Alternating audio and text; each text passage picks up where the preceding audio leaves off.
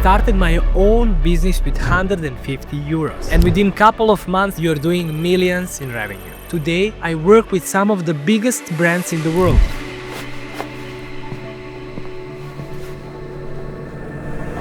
You know what's funny? Everyone thinks the food and beverage industry is some kind of fortress, that you need millions to even get started, and that the big players like to have it all locked down. Procter & Gamble, Nestlé, Unilever, Mars, they've been telling this story for decades. High entry barriers, massive marketing budgets, dominance of big brands. But here is what the most people don't realize. Their size, their dominance on the market is exactly what creates the biggest opportunity, especially for people who actually don't want to fight back, but rather use them as a partners in this game. Look, I get it. The traditional route of creating your product is brutal. You pour everything into R&D, production, branding, distribution, constantly fighting for shelf space. Years of your life, millions of dollars spent. And even then, most products fail. But what if I told you there is a completely different game being played? One where their billion-dollar brands work for you, not against you, where you can start with almost nothing and scale to millions in months of just starting out. The bigger these companies get,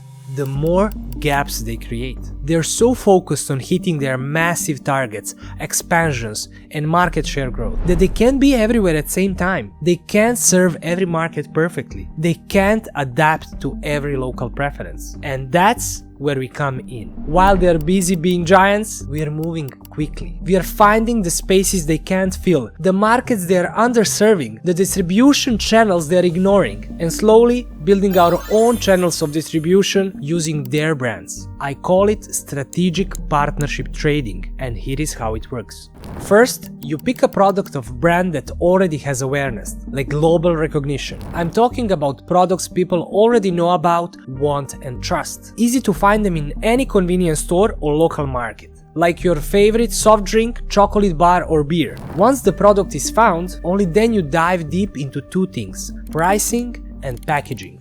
And when I say packaging, I don't mean how pretty it looks. I mean the specifics. How many grams are in that chocolate bar? How many milliliters are in that bottle? Because these aren't random decisions, these are strategic ones. Different markets have different consumption habits. In one country, people tend to buy 0.33 liter can, but yet in another, 2.5 liter bottle. Same brand, but different product strategy.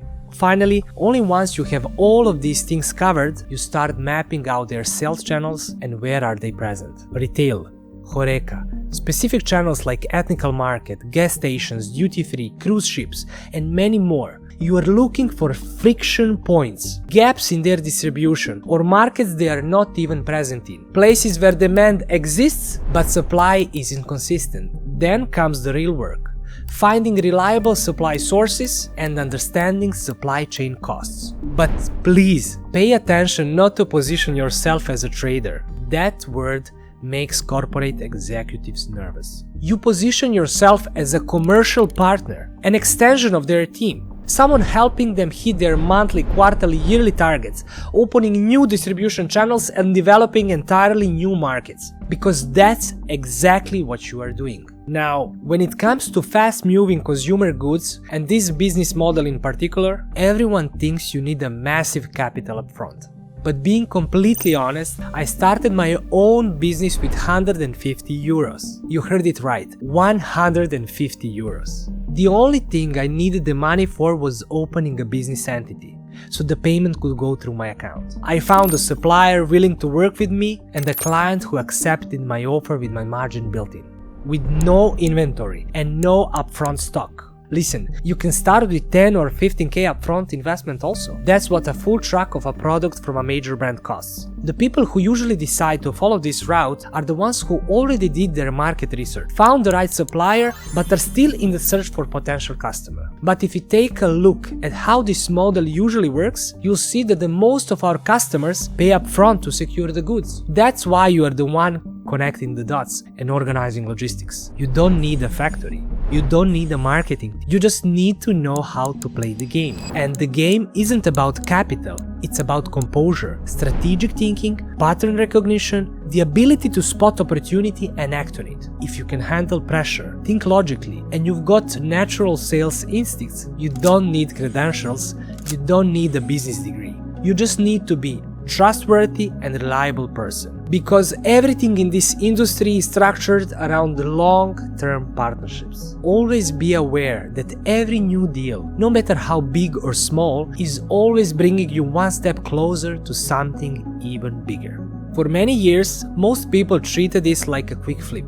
Make fast money, move on. Even the corporations were thinking short-term. Solve today's problem, don't worry about tomorrow. That's why I took a different approach and positioned myself and my business goals over a 10-year period, which made the real difference. I was always focusing on making the experience higher than expectations. Where others were breaking brand terms, I was respecting them. Where others were careless about where the products ended up, I made sure every deal honored the brand's intent. It wasn't long before the word spread, not because I promised more, but because I always delivered what I said. That's how I built trust. Not just in yourself, but in your entire business approach. One deal leads to referrals, referrals lead to bigger opportunities. And within a couple of months or years, you are doing millions in revenue. However, even after all the work you've done, the real challenge would always be the product and market knowledge. You've got to know what the market wants. In one country, local markets prefer getting their chocolate bars delivered in 24 over 30 packages. In another, the same brand might taste different, sweeter, less carbonated. Even your favorite soft drink isn't the same everywhere. You can't just guess and hope. You've got to do your homework. Always get samples. Check the packaging, the taste, the sizing. Have the client test everything. Because if you get stuck with inventory that doesn't move, that's where you lose money.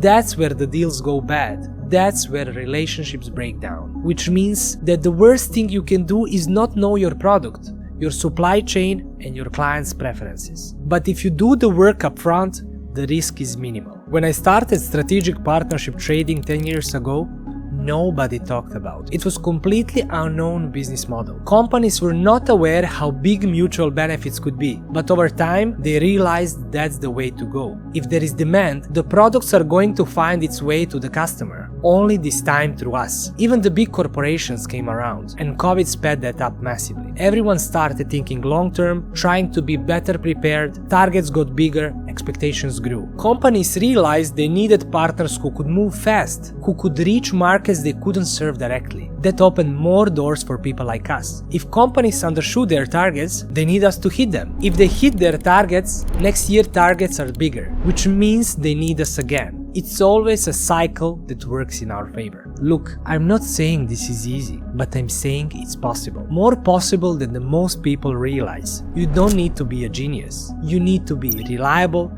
trustworthy, and strategic. And you need to understand that every deal is building towards something bigger. I started with 150 euros and a willingness to learn. Today, I work with some of the biggest brands in the world, not because I had advantages, but because I played the game differently. Because I focused on trust instead of quick wins. Because I understood that their size creates opportunities, not barriers. The question isn't whether this works. The question is whether you are ready to think differently. Because once you see these gaps, once you understand how the game is actually played, you can't unsee it. And that's when everything changes.